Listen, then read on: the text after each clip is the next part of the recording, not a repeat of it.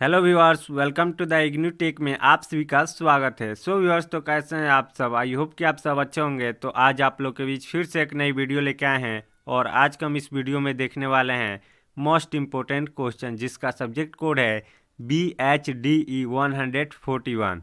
Viewers, तो यदि अभी तक आपने हमारे चैनल को सब्सक्राइब नहीं किया है तो प्लीज़ आप हमारे चैनल को सब्सक्राइब कर लीजिए तथा साथ ही साथ PDF प्रोग्राम के लिए टेलीग्राम चैनल को ज्वाइन कर लीजिए। व्यूअर्स, तो टाइम को वेस्ट न करते हुए आइए प्रश्न को देखते हैं। प्रश्न क्या कह रहा है?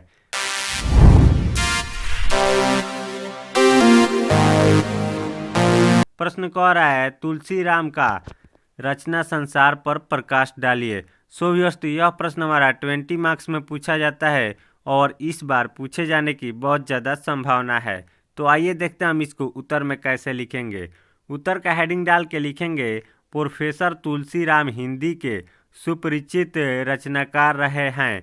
वे एक प्रतिभाशाली एवं सृजनशील साहित्यकार के साथ साथ गंभीर चिंतक व विचारक भी हैं। उन्होंने साहित्य का सशक्त हस्ताक्षर कहा जाता है। उनके लेखन से दलित विमर्श को न केवल बल मिला है अपितु एक नई चेतना, ऊर्जा और उत्कर्ष भी मिल गया है। उनके लेखन में सदियों से वंचित, उपेक्षित, शोषित और उत्पीड़ित दलित जीवन की वेदना की मर्मिक अभिव्यक्ति मिली है। वे दलित जीवन के भोगे हुए अनुभवों की सहज और संवेदनशील अभिव्यक्ति करने के लिए जाने पहचाने जाते हैं। वे अपने लेखन में सामाजिक यथार्थ की बेकाब अभिव्यक्ति करते हैं और समाज में समानता लाने के लिए जहद करते हैं। वे अपनी विचारधारा से किसी तरह का समझौता करना नहीं जानते। दरअसल दलित विमर्श को मजबूती प्रदान करने में तुलसीराम का महत्वपूर्ण योगदान रहा है। यह अलग शब्दों में कहने की आवश्यकता नहीं है कि दलित विमर्श को एक नई ऊंचाई तक पहुंचाने में तुलसीराम ने अपनी एक विशिष्ट भूमिका निभाई है। यहाँ उनका व्यक्तित्व एवं साहित्य परिचय दे रहे हैं। फिर आगे पैराग्राफ चेंज करके लिखेंगे तुलसीराम जी का जन्म 1 जुलाई 1949 को उत्तर प्रदेश के आजमगढ़ जिले के गांव में हुआ था। उनका बचपन काफ़ी संघर्षों से गुजरा था। वे रंग रूप से बदसूरत थे, साथ ही उनके चेहरे पर चेचक के दाग थे, इसलिए सभी उन्हें नापसंद करते थे। बचपन में ही उनका एक आँख चली गई थी और उन्हें सभी बच्चे कंधा कहकर चिढ़ाते थे। इस तरह उन्हें बचपन से ही काफ़ी मानसिक यातनाओं का सामना करना पड़ा था। पुस्तकें पढ़ने में उनकी दिलचस्पी थी। वे अपनी ज़मीन से जुड़े रहे और अपने संघर्षमय को नहीं भूले।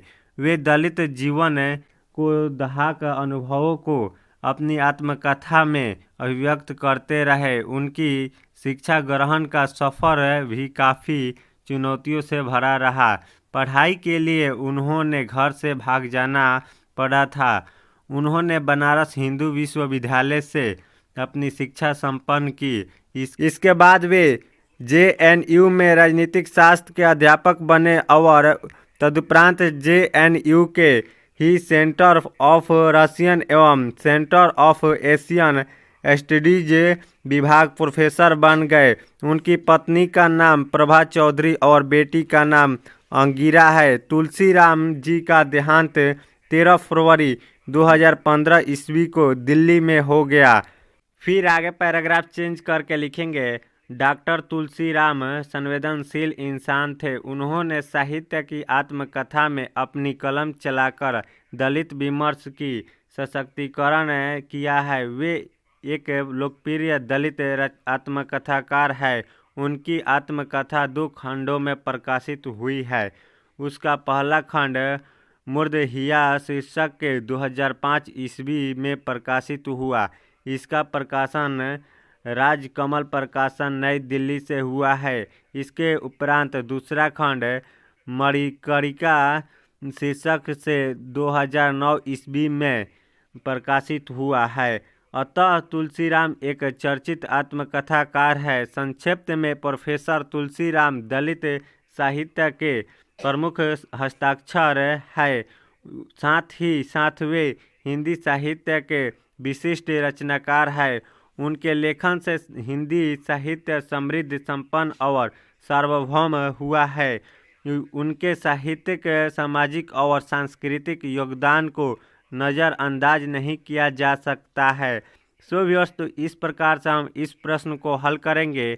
और यदि अभी तक आपने हमारे चैनल को सब्सक्राइब नहीं किया है तो प्लीज़ आप हमारे चैनल को सब्सक्राइब कर लीजिए तथा साथ ही साथ PDF प्रोग्राम के लिए टेलीग्राम चैनल को ज्वाइन कर लीजिए। यहाँ से आप सभी को बिल्कुल फ्री PDF मिल जाएगी। जय हिंद, फिर मिलते हैं नेक्स्ट वीडियो में।